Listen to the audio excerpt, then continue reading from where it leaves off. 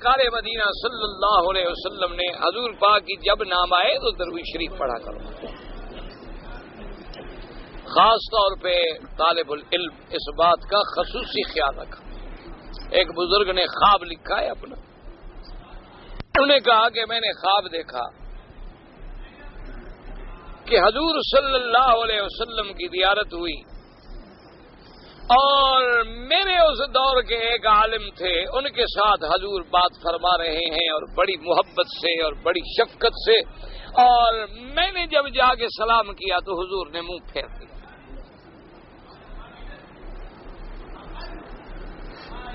تو اسی خواب کی حالت میں نے آخر عرض کیا، جب حضور کی بے اتنائی دیکھی تو میں نے کہا حضور میں بھی تو آپ کا امتی ہوں، آپ ان کے ساتھ تو بڑی. انہوں نے فرمایا اس شخص نے کتاب لکھی ہے یا پڑھائی ہے، کبھی ایسا نہیں ہوا کہ میرا نام آیا ہو اور اس نے درود نہ پڑھا ہو، لیکن تم یہ خیال نہیں کرتے. ایک دفعہ تو پڑھ لیتے ہو لیکن پھر بار بار نہیں پڑھتے. تو فرماتے ہیں کہ اس دن کے بعد بس پھر میں نے بھی الحمدللہ یہ فیصلہ کر لیا کہ نام لکھوں گا محمد صلی اللہ علیہ وسلم. آج کل جیسے ایک وبا چلی ہوئی ہے نا، حضور کا نام لکھیں گے تو اوپر سواد. یہ کیا ہے؟ ایک تو بدعت ہے اور دوسری بات یہ ہے کہ یعنی حضور کے درود کو مختصر کر کے اوپر سواد کر دیا، یعنی مراد یہ سلام ہو گیا. نہیں، غلط. جب بھی لکھا جائے تو صلی اللہ علیہ وسلم پورا لکھا جائے. اسی طرح جیسے انگریزی میں آج کل آتا ہے نا جی محمد پیس پہ اپان ہم، یہ بالکل غلط ہے. بھئی محمد صلی اللہ علیہ وسلم، تم وہ لفظ کیوں چھوڑو جو اللہ کے نبی نے تمہیں سکھلایا ہے؟ آگے اپنی انگریزی بولتے رہو، لیکن جو حضور صلی اللہ علیہ وسلم کا اعزاز ہے، جو شرف ہے، جو درود ہے، اسے کیوں بدلو؟ تو درود مبارک جو ہے نا، اس سے غفلت نہ کیا کریں کبھی کسی حالت میں بھی. یعنی خاص طور پہ طلبۃ العلم میرے بھائی جو ہیں پڑھنے والے نا، ان کو تو بڑا خیال رکھنا چاہیے.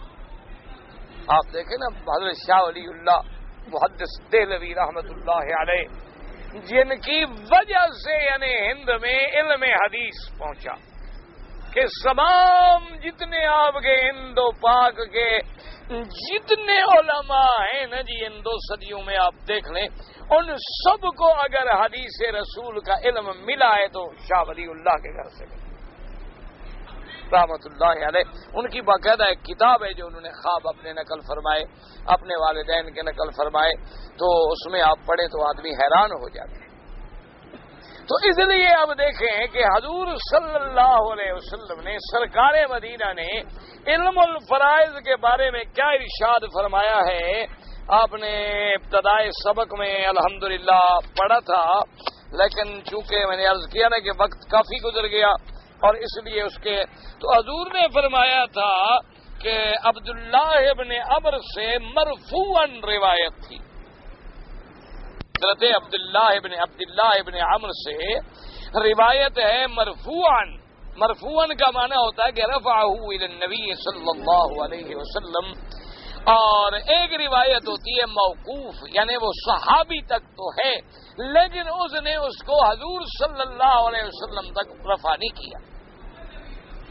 بعض احادیث مبارک کے بارے میں محدثین کرام یہ بھی لکھتے ہیں کہ بعض صحابہ رضوان اللہ علیہم اجمعین گو روایت انہیں موقوفاً کی ہے، لیکن ایسی بات کے بارے میں یہ نہیں امید ہو سکتی کہ انہوں نے اپنی طرف سے کہی ہو، بلکہ لازماً انہوں نے سنی ہوگی حضور صلی اللہ علیہ وسلم.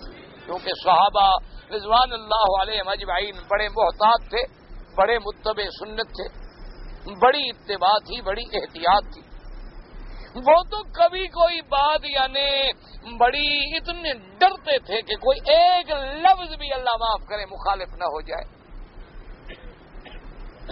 اب انہوں نے کیا روایت کی؟ انہوں نے کہا کہ حضور نے فرمایا صلی اللہ علیہ وسلم کہ العلم ثلاثۃ وما سوا ذلک فہو فضل. حضور نے فرمایا کہ بھائی اگر علم سیکھو تو علم تو ان 3 چیزوں کا نام ہے، باقی تو بس زیادتی ہے. یعنی زیادتی کا معنی یہ نہیں کہ فضول ہے، معنی باقی تو بس زیادہ ہے کہ اور معلومات ہوتے رہے تو اچھی بات ہے، ورنہ اصل علم جو ہے وہ 3.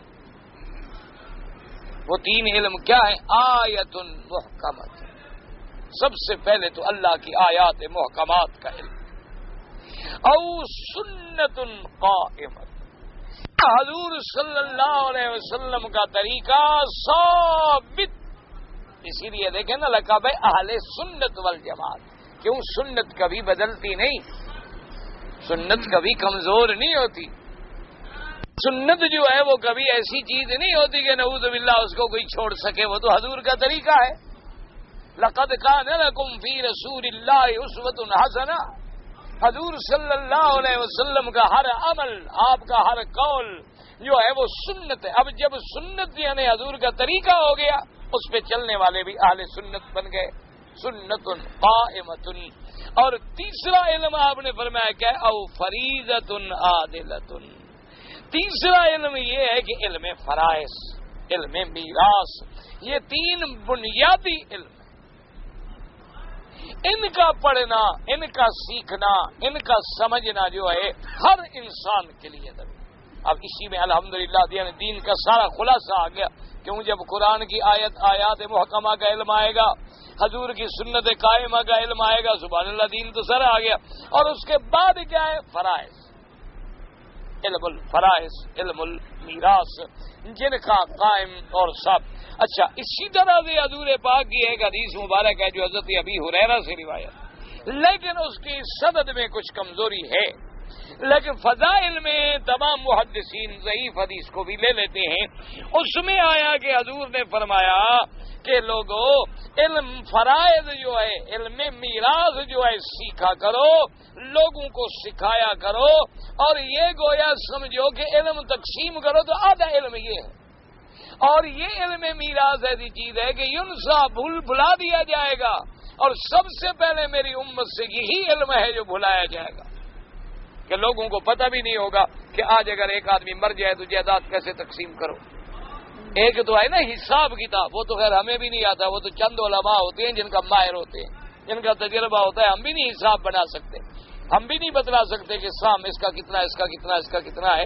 اب تو خیر اللہ نے مہربانی کی ہے کہ یہ علم میراث جو ہے یہ بھی کمپیوٹرائز ہو گیا، کمپیوٹر میں آ گیا ہے، تو اس کے لیے بڑی آسانی ہو گئی. اب تو بس آپ ہاتھ ماریں اور 1 منٹ میں مسئلہ نکل آتا ہے کہ بھی زید مر گیا، کیا چھوڑ گیا؟ 2 بیٹے. اچھا 2 بیٹوں پہ ہاتھ مار دے.